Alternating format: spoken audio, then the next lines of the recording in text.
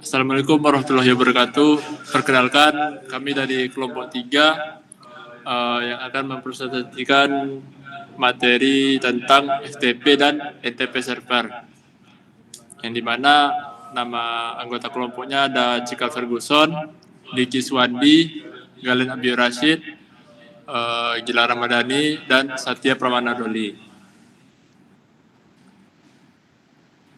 Yang pertama itu FTP server atau biasa disebut File Transfer Protocol Server adalah program perangkat lunak yang berjalan di komputer atau server yang didedikasikan, memungkinkan pertukaran file antara komputer klien dan server menggunakan protokol FTP. Bayangkan FTP server sebagai loker atau lemari arsip digital yang bisa diakses dari jarak jauh, di mana Anda bisa menyimpan atau mengambil file. Lalu bagaimana FTP server bekerja? Yang pertama, model client server. FTP beroperasi dalam model client server, artinya ada perangkat klien atau bahkan aplikasi di ponsel yang meminta file dan ada server yang menyimpan dan menyediakan file tersebut. Kedua, koneksi ganda. FTP menggunakan dua koneksi terpisah. Yang pertama koneksi kontrol, itu saluran untuk perintah dan respon ketika Anda melakukan login atau mengirim perintah seperti getFile.txt atau put laporan.document. Perintah ini dikirim melalui koneksi kontrol.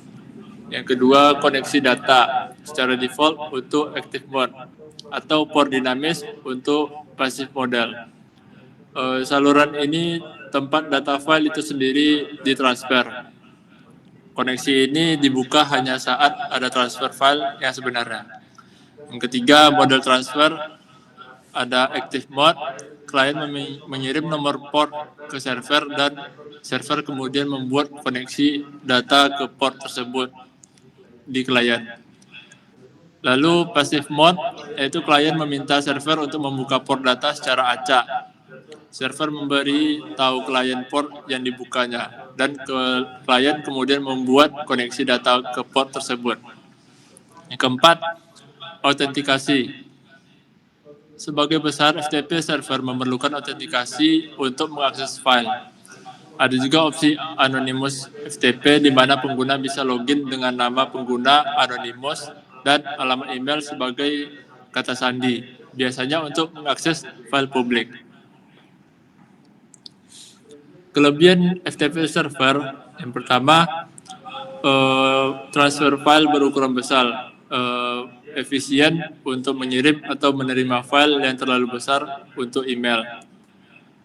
Melanjutkan transfer, jika koneksi terputus saat transfer berlangsung, beberapa klien FTP dan server mendukung fitur resume sehingga Anda tidak perlu mengulang dari awal. Manajemen file, selain transfer, Anda juga bisa membuat direktori, menghapus file, mengubah nama file, dan mengatur izin file dari jarak jauh. Lalu otomatisasi, proses transfer file dapat diotomatisasi menggunakan script saat berguna untuk pencadangan data atau publikasi konten secara berkala. Lalu ada kekurangan FTP server dan juga solusinya. Tentang keamanan, data ditransfer dalam teks biasa, ini sangat rentan terhadap eavesdropping atau penyadapan. Solusinya, gunakan SFTP atau SSH File Transfer Protocol atau FTPS. Itu biasa disebut FTP Secure. SFTP bekerja di atas protokol SSH, mengenkripsi seluruh komunikasi. Ini dianggap lebih aman. Sedangkan FTPS menambahkan lapisan SSL atau TLS di atas FTP standar, mengenkripsi koneksi kontrol dan atau data. Lalu kompatibilitas firewall, seperti yang disebutkan FTP Active Mode bisa mengalami masalah dengan firewall yang ketat. Lalu ada contoh penggunaan FTP. Yang pertama, pengembangan web, yaitu mengunggah file website dari komputer lokal ke server hosting. Yang kedua, perusahaan desain atau media, berbagi file desain grafis atau video berukuran besar dengan klien atau tim. Yang ketiga, pencadangan data, yaitu membuat backup data penting ke server eksternal atau storage di awan. Yang keempat, penyedia unduhan, yaitu mendistribusikan software, patch, atau pembaruan melalui server FTP public. Lalu implementasi FTP server populer. Ini ada beberapa. Yang pertama Linux FTPD, yaitu Very Secure FTP Daemon. Lalu Prof FTPD itu biasa dipakai di Linux atau Unix, adalah Professional FTP Daemon. Lalu FileZilla Server itu biasa di Windows, adalah Open Source FTP Server. Lalu LLS atau IIS FTP, nah ini biasa digunakan di Windows juga, adalah integrated dengan Windows Server. Selanjutnya akan dijelaskan oleh Satya. Ini ada troubleshooting FTP umum. Troubleshooting FTP umum terbagi menjadi 3, yaitu ada masalah koneksi, masalah transfer, dan masalah keamanan. Masalah koneksi yaitu satu tentang memblokir firewall, masalah NAT atau PAT dengan passive mode, timeout koneksi karena idle. Kalau masalah transfer, mode transfer salah atau ASCII versus binary, firewall memblokir data ports, disk space penuh di server. Dan terakhir adalah masalah keamanan. Kredensial dikirim plain text, directory traversal attacks, anonymous akses tidak terkontrol.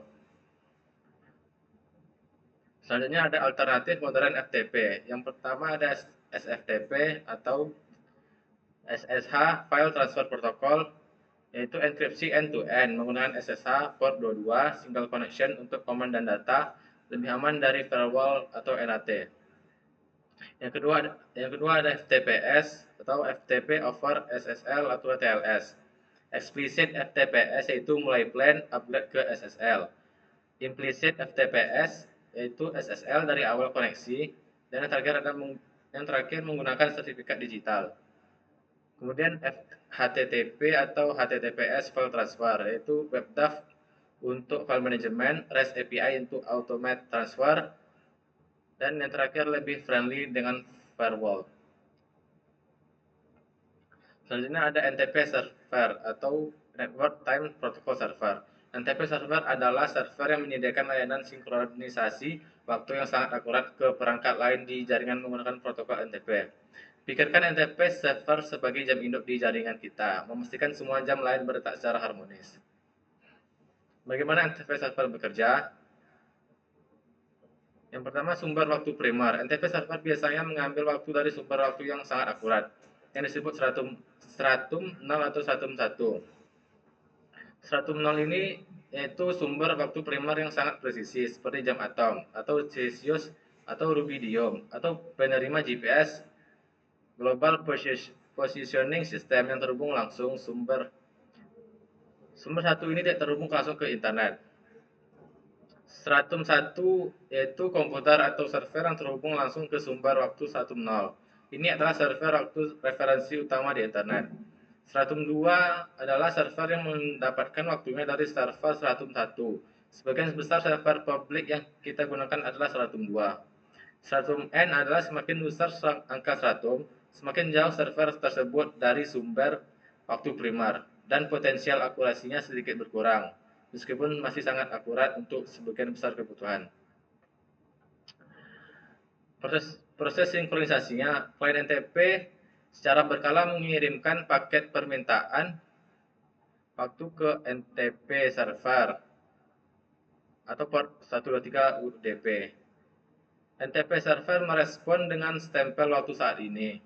Klien menggunakan algoritma kompleks untuk menghitung round trip delay, waktu perjalanan pulang pergi paket, dan offset atau perbedaan waktu antara klien dan server. Dengan perhitungan ini, klien secara perlahan menyesuaikan jam sistemnya agar cocok dengan waktu server, menghindari lompatan yang tiba-tiba bisa mengganggu aplikasi. Penyesuaian ini dilakukan secara bertahap atau disebut dengan clock scale untuk menjaga stabilitas sistem. Algoritma canggih. NTP bukan hanya sekedar meminta waktu, ia menggunakan algoritma statistik untuk mengidentifikasi server waktu yang paling kredibel dan stabil dari beberapa sumber, memfilter noise dan jitter atau variasi kecil dalam jaringan, memprediksi pergeseran jam lokal untuk mempertahankan akurasi yang tinggi. Selanjutnya akan dijelaskan oleh Satya. Baiklah, selanjutnya adalah kelebihan NTP server, yaitu akurasi tinggi dapat mencapai akurasi hingga milidetik di jaringan lokal dan puluhan milidetik di internet publik. Yang kedua, toleransi kesalahan. Dirancang untuk bekerja dengan baik bahkan jika ada penundaan jaringan yang bervariasi atau server yang tidak responsif. Yang ketiga, skalabilitas. Dapat melayani ribuan klien dan hierarki stratum, memungkinkan distribusi waktu yang efisien di jaringan besar. Yang terakhir, otomatisasi. Sinkronisasi terjadi secara otomatis di latar belakang tanpa intervensi pengguna. Selanjutnya adalah contoh penggunaan NTP. Yang pertama, semua komputer dan server, sistem operasi modern secara default menggunakan NTP untuk menjaga waktu yang akurat. Yang kedua, perangkat jaringan, router, switch, firewall, dan perangkat jaringan lainnya menggunakan NTP untuk log yang konsisten dan operasi yang benar. Yang ketiga, sistem keamanan seperti CCTV, sistem kontrol akses, dan intrusion detection sistem sangat bergantung pada waktu yang akurat untuk timestamp kejadian. Yang terakhir, aplikasi keuangan, transaksi saham atau perbankan memerlukan waktu yang sangat presisi. Selanjutnya adalah algoritma NTP yang kompleks. Yang pertama, clock selection algoritma, yaitu reactability test. Server harus reactable. Yang kedua, authentication test, validasi kunci jika digunakan. Yang ketiga, sanity test, waktu dalam range yang masuk akal. Yang keempat, intersection algorithm, mencari interval waktu yang konsisten. Yang kelima, clustering algorithm, mengelompokkan server dengan waktu yang serupa. Yang keenam, selection algorithm, memilih server terbaik. Yang kedua, clock discipline algoritma, yaitu phase lock loop atau PLL untuk adjustment kecil. Selanjutnya yaitu frekuensi lock loop atau FLL untuk correction besar, spike detection untuk mendeteksi dan mengabaikan outlier. Yang terakhir yaitu drive compensation, yaitu koreksi sistematik error. Selanjutnya adalah implementasi NTP alternatif, yaitu yang pertama Crony atau Modern NTP Implementation. Lebih akurat untuk sistem intermittent, better handling untuk virtual machine, faster initial synchronization, dan lebih secure by default. Yang kedua yaitu Windows Time Service atau W32 Time, yaitu integrated dengan Active Directory, support untuk external NTP source, group policy configuration, dan Kerberos authentication Redundancy. Yang ketiga yaitu PTP atau Precision Time Protocol, yaitu IEE 1588 standar. Sub microsecond accuracy hardware timestamping support industrial automation application. Selanjutnya akan dijelaskan oleh Cikal Ferguson.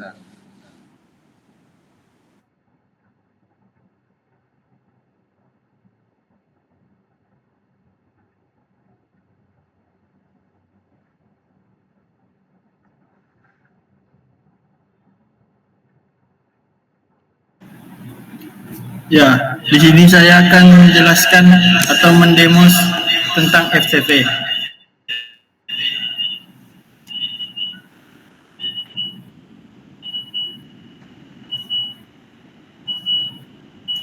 Yang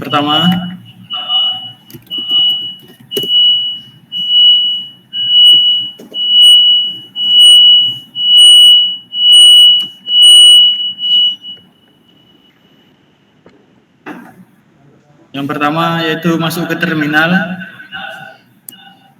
lalu ke sudoku, masukkan passwordnya, lalu tes pingnya dulu.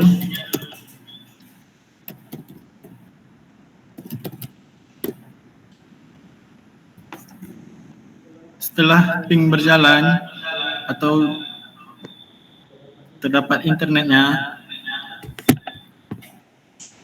lalu masuk atau buat apt get update.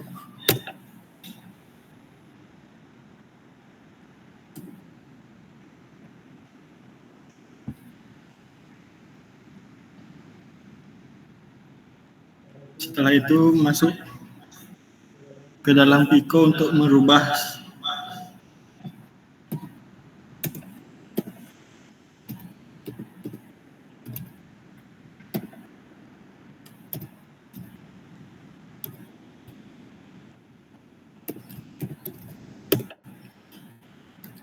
di sini karena saya telah merubahnya. Yang dirubah ini sebelumnya seperti ini. Saya hilangkan pagarnya, lalu Ctrl X, Y, Enter. Selanjutnya melihat IP kita pada Ubuntu.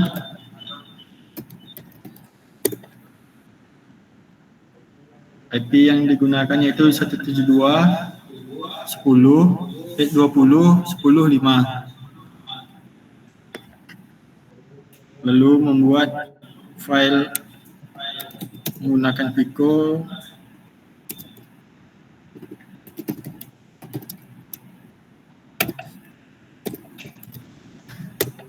Mengisi, lalu misinya yaitu Cikal,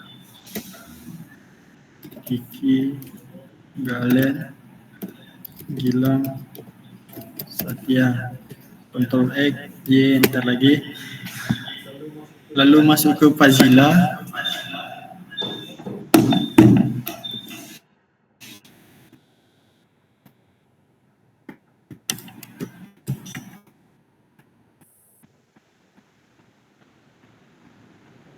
Di Fazila yang pertama host ini masukkannya itu IP tadi.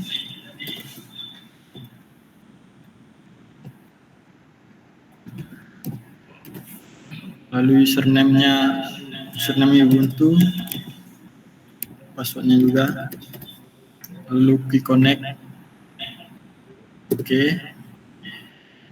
Ini file yang tadi telah saya buat yaitu file kelompok 2.txt. Dari server kita akan memindahkannya ke klien dengan cara tekan 2, maka akan berpindah pada klien. Begitu saja tentang FTP. Selanjutnya saya akan dilanjutkan dengan NTP yang dilanjutkan oleh Galen.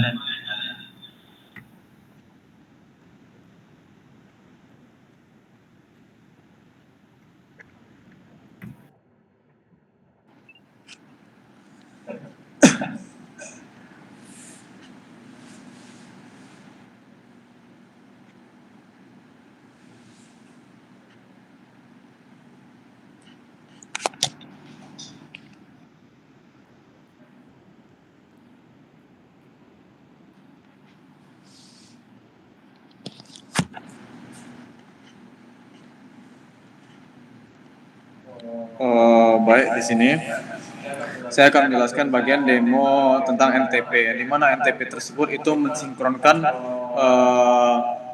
waktu, tanggal ataupun hari dari server satu ke server klien. Di sini saya sebelumnya sudah mencoba pada Ubuntu tadi dan terjadi kendala pada koneksi internet dan di sini terjadi file terus dan error. Yang pertama dilakukan itu di sini. Di sini kita setelah melakukan sudo lalu memasukkan password kita, lalu pada sudo apt update itu memperbarui daftar paket di repositori agar sistem mengetahui versi terbaru dari perangkat lunak yang tersedia. Nah, di sini gambaran saya sudah mencoba dan berhasil. Lalu yang kedua itu ada sudo apt install ntp min strip y.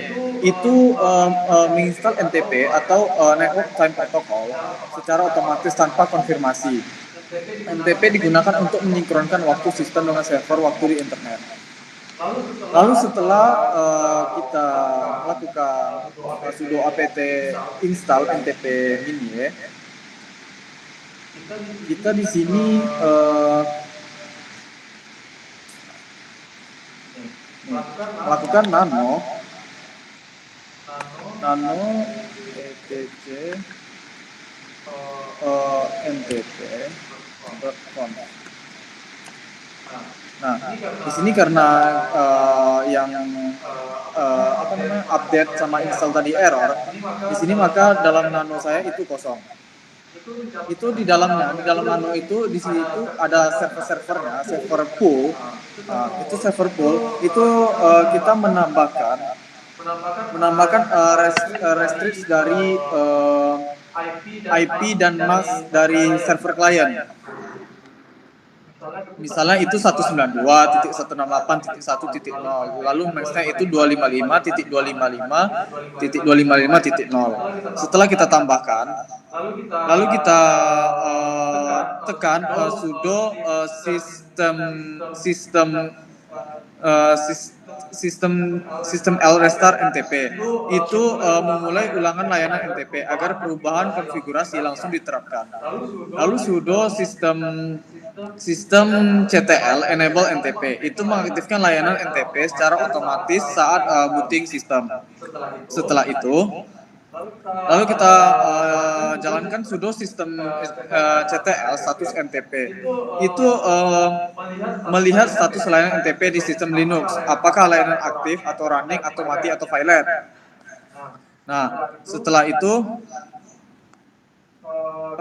kita tekan di situ NTP key min p. Yani itu fungsinya itu menunjukkan daftar server NTP yang digunakan sistem. Itu menampilkan informasi seperti remote atau alamat server NTP, lalu revive itu referensi waktu server, lalu delay, offset, jitter itu statistik sinkronisasi waktu, lalu ada simbol bintang itu menandakan server yang saat ini disinkronkan.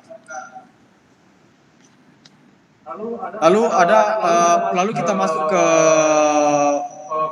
ke Windows, lalu kita klik CMD.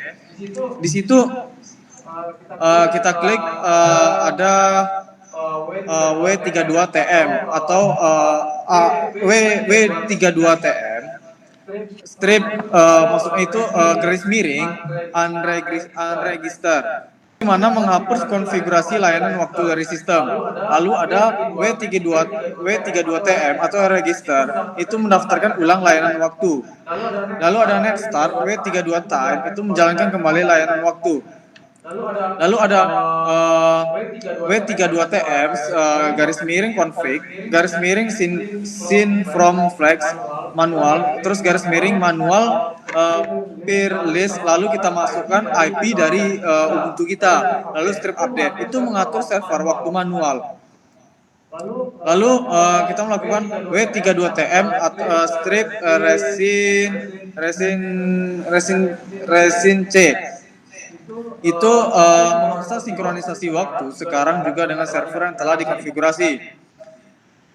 Sebelum itu kita ada juga Nextstop W32TM. Itu gunanya untuk mementingkan layanan waktu Windows.